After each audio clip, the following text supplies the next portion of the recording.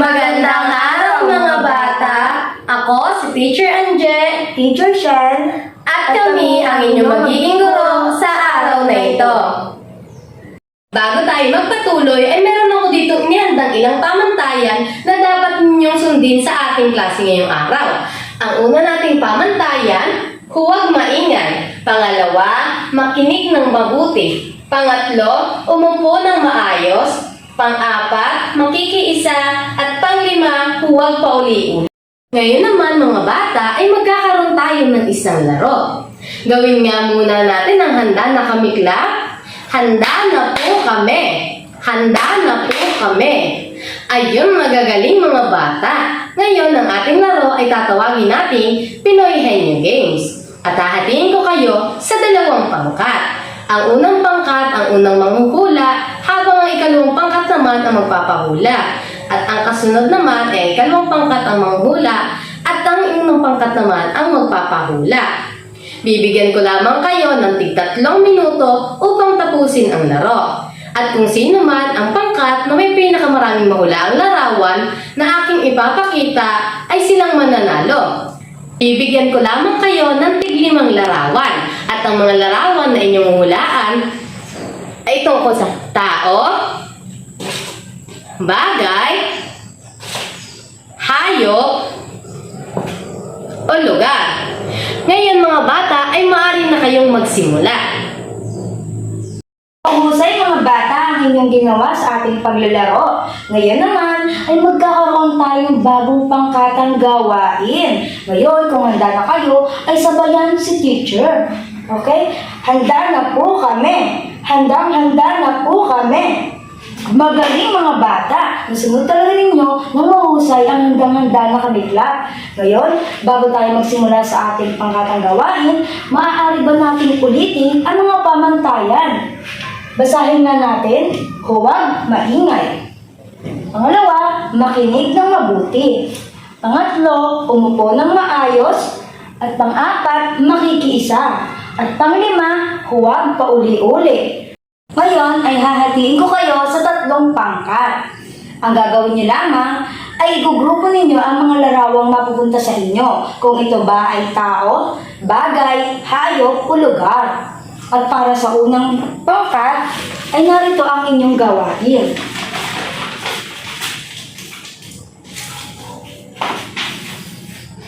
Para naman sa pangalawang pangkat,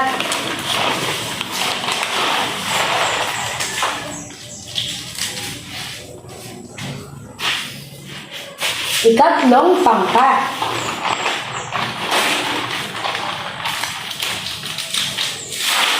Mga bata, tatandaan na mayroon lamang kayong 5 minuto para tapusin ang gawain na ito. Ngayon ay maaari na ninyong simulan. Ngayon naman mga bata, maaari nyo nang ipresenta sa unahan ang inyong mga sagutan. Mahuhusay mga bata, bigyan nyo nga ang inyong sarili ng good job clap. Alam nyo ba kung anong good job clap? Kung hindi nyo alam, ay giyahin lamang si teacher. Ngayon ay gawin na natin. Good job, good job, good job! Ayan mga bata, ngayon ay narito muli si Teacher Shell upang pagpatuloy na ang ating talakayan. Ngayon mga bata, ang ating bagong aralin ay tungkol sa panghalip panao at panghalip paari.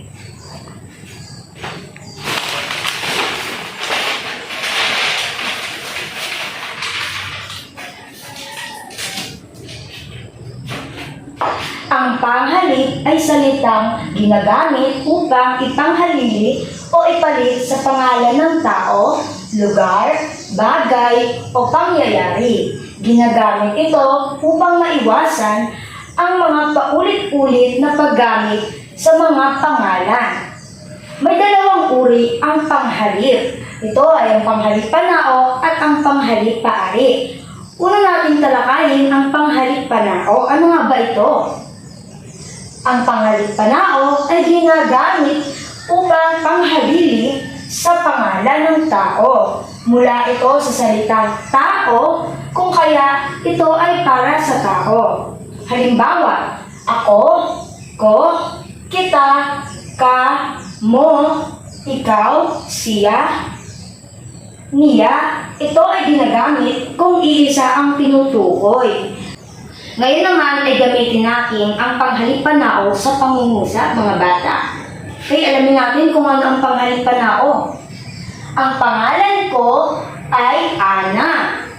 Ano sa tingin ninyo ang panghalip panao na ginamit dito sa ang pangalan ko ay Ana? Magaling mga bata, ang panghalip panao na ginamit dito ay ang salitang ko. Ang kasunod mga bata, ako ay nasa ikatlong baitang. Ano kaya ang ginamit na panghalip panao sa halimbawang ito? Magaling mga bata, ang ako na salita ang ginamit sa pangungusap. Kasunod na halimbawa, Amir, pumunta ka dito. Ikaw na muna ang magbantay kay nanay. Sa tingin ninyo, alin ang ginamit na panghalip panao sa pangungusap na ito? Magaling mga bata, ang ginamit na panghalip panao ay ikaw. Ikaw at ka. Magaling mga bata. Ngayon, mayroon pa tayong isang halimbawa.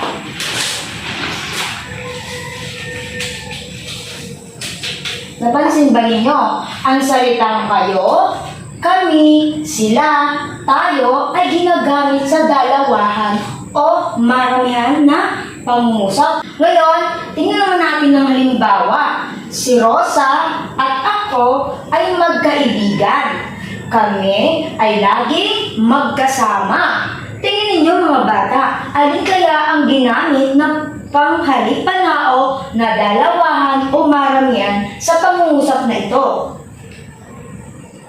Kung ang sagot ninyo ay ang kami, tama ka. Dahil ang panghalip na dalawa na ginamit dito ay ang salitang kami. Magaling mga bata. Ngayon naman ay meron pa tayong isang pangungusap. Halimbawa, ikaw, si Marvin at ako ay magkakalaro. Tayo ay pupunta sa parke. So ngayon, ano kaya ang ginamit na panghalip panao? Tingnan nga natin. Kung tayo ang sagot ninyo ay tama ang inyong kasagutan. Dahil ang tayo ay ginamit na panghalip panao para sa dalawahan o maramihan. Kung makikita ninyo na ito ang tayo at ang kaming salita na ginagamit sa dalawahan o maramihang mga salita. Ngayon naman mga bata, narito si Teacher Angie para ipagpatuloy ang ating talakayan. Ngayon naman mga bata ay ating pag-aralan ang tungkol sa panghalip paari.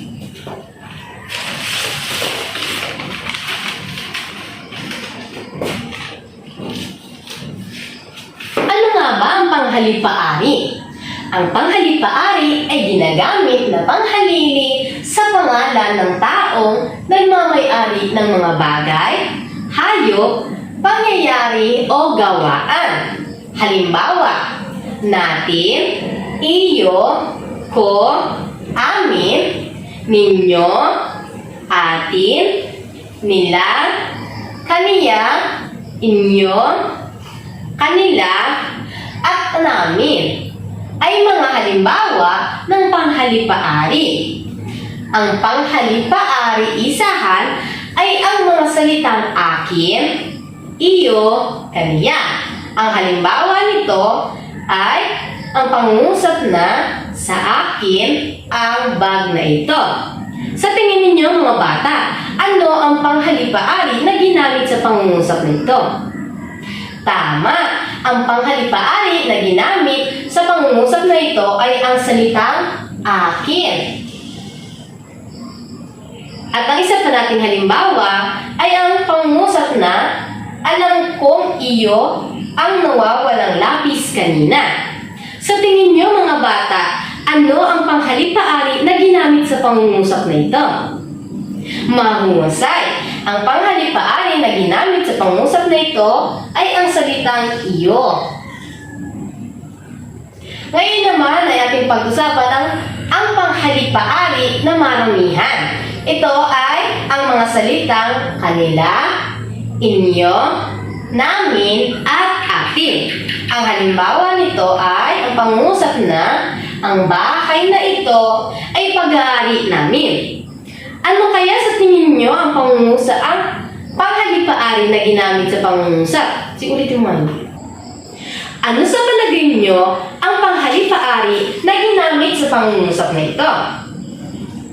Magaling! Ang panghalipaari na ginamit sa pangungusap na ito ay namin. At ang isa pa nating halimbawa ay ang lupain na tatanang mo ay kanila. Sa inyong palagay mga bata, ano ang panghalipaari na ginamit sa pangungusap na ito? Magagaling! Ang panghalipaari na ginamit sa pangungusap na ito ay ang panghalip na kanila. Ayan, mahuhusay mga bata. Ngayon mga bata ay narito muli si Teacher Shell upang magbigay sa inyo ng ilang katanungan patungkol sa ating mga tinalakay. Bata, ngayon naman, alamin natin kung ano ang inyong natutunan sa ating aralin ngayong araw. Meron lamang akong 6 na katanungan na inyong sasagutin at isusulat ko ito sa ating pisara. Unang tanong, tungkol saan ang ating pinag-aralan ngayong araw? Sinong gustong sumagot? Beverly?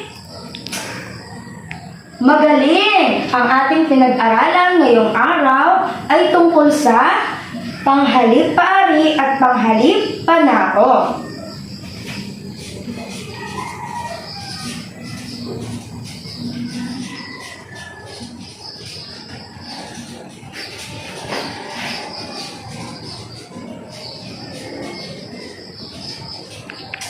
Bigyan nga natin ng magaling clap si Beverly. 1, 2, 3. 1, 2, 3. Magaling, magaling. Magaling mga bata. Pangalawang tanong. Ito ay ginagamit na panghalili sa pangalan ng tao nagmamay-ari. Ano kaya ito? Sino gustong sumagot? Derek? Anong iyong kasagutan?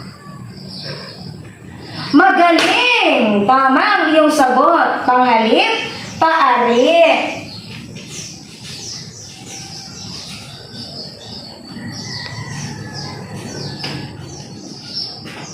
Bigyan natin si Derek na excellent clap. Paano excellent clap? Gawin natin. 1, 2, 3. 1, 2, 3. Excellent! Galing mga bata. Ngayon, may pangatlong tanong pa tayo. Ito ay ginagamit na panghalili sa pangalan ng tao. Ano kaya ito? Sino gusto sumagot? Taas lang ang kamay, mga bata. Okay, Wesley, anong iyong sagot? Magaling talaga ang mga estudyante natin ngayong araw. Ang tamang sagot ay panghalip, panao. Kasi ginagamit siya sa pangalan ng tao.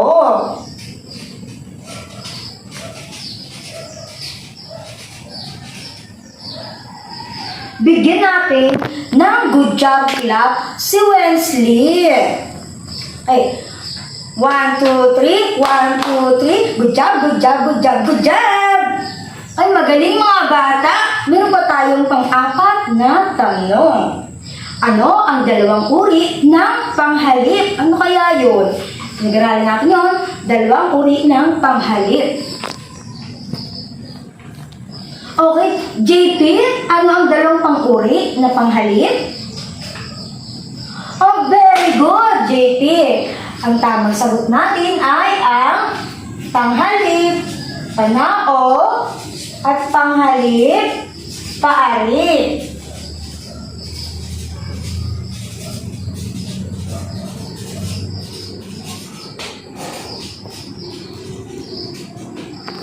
Mahusay, JP. Class, bigyan natin ng magaling clap si JP. 1, 2, 3. 1, 2, 3. Magaling, magaling. Magaling. Ngayon naman ay ang ikalimang tanong. Ito ay mula sa salitang tao, kaya ito ay para sa tao. Ano naman kaya ito? Logilin, anong iyong kasagutan?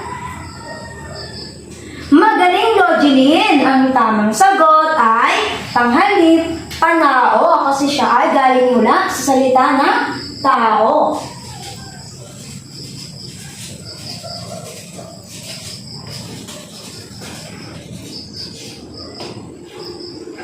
Bigyan natin si Logilin ng excellent clap, mga bata. 1, 2, 3. 1, 2, 3. Excellent! Galing! Ngayon ay pang-anim na katanungan na tayo. Magbigay ng isang halimbawa ng pangungusap. Gamit naman ng panghalip panao at panghalip paare. So, sino gusto magbigay? Yes, Angelica? Magaling! Ang iyong binigay ng salita ay ako, si Angelica.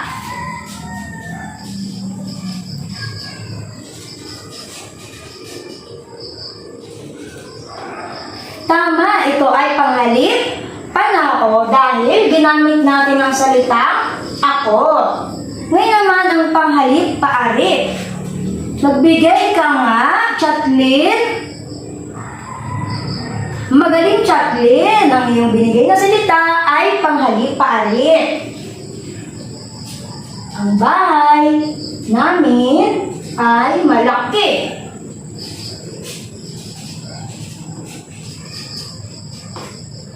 Very good, Chatlin. Dahil ang panghalip-paari ay nakikita sa pangungusap ay ang namin.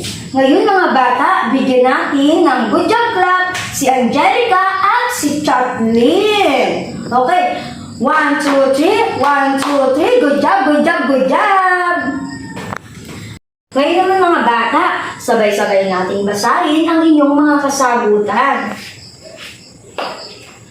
Panghalip, paari at panghalip, panahon. Ito ang ating pinag-aralan ngayong araw. Ikalawa, ito naman ay doon sa tanong na tagmamay-ari na ang sagot ay ang panghalip, paari. Ikatlong tanong, ito ay ang tumutukoy sa ngalan ng tao, ay ang panghalip, panahon. Ikaapat, na dalawang panghalip na ating tinalakay ay ang panghalip, panahon at ang panghalip, paari. At ang ikalima natin ay ang tinutukoy nito ay nanggaling sa salitang tao, kaya siya ay tinawag na panghalip panao. At ang ikaanim naman na binigay ninyong halimbawa ay ako, si Angelica, na ang tinutukoy dito ay ang panghalip panao na ako, at ang kasunod naman ay ang bahay namin ay malaki, na itinutukoy naman ay ang panghalip paari ng salitang namin. Magaling mga bata. Naman mga bata ay nandito si Teacher Angie upang ipagpatuloy ang ating mga kasunod pang gawain. Ngayon naman mga bata, magkakaroon muli tayo ng pangkatang gawain. Pero bago yon, basahin nga muli natin ang ating mga pamantayan. Una, huwag mag-ingay. Pangalawa, makinig ng mabuti. Pangatlo, umupo ng maayos. Pang-apat, makikiisa. At panglima, huwag pa uli-uli. Ngayon mga bata, hatiin ko kayo muli sa 3 pangkat. Para sa unang pangkat, ay ito ang inyong gagawin.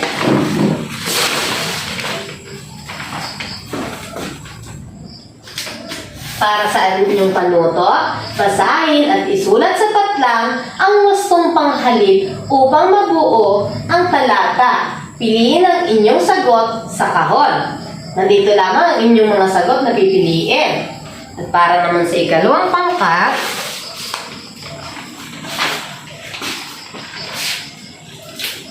ang inyong panuto ay palitan ang panghalip ng paari, ang salitang may salungguhit. Piliin sa kahon at isulat ito sa patlang. Nandito lamang ang mga sagot na inyong pipiliin. At para sa ikatlong pangkat,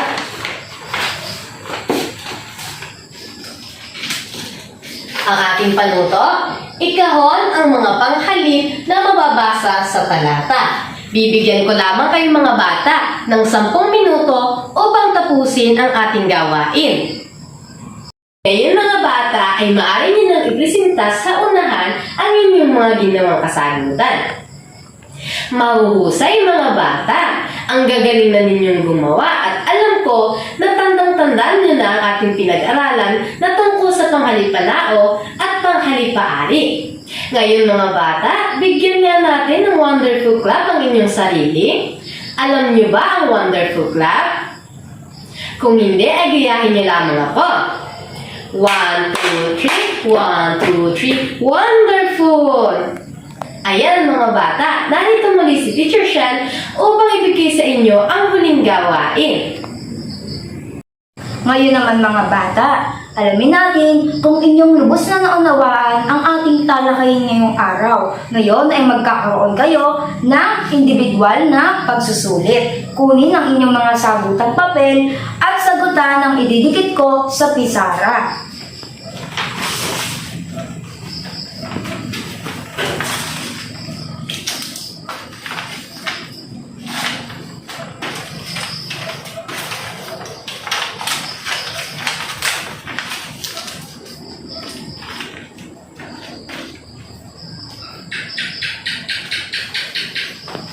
Para sa panuto, sabay-sabay nating basahin. Punan ng wastong panghalip ang mga pangungusap. Piliin ang titik ng tamang sagot. Isulat sa inyong sabutang papel. Meron tayo ditong 5 katanungan at narito naman ang inyong pamimiliang sagot. Hanggang dito na lang mga bata ang ating aralin ngayong araw. Muli, ako si Teacher Anje. Teacher Shell. Hanggang sa muli mga bata, paalam!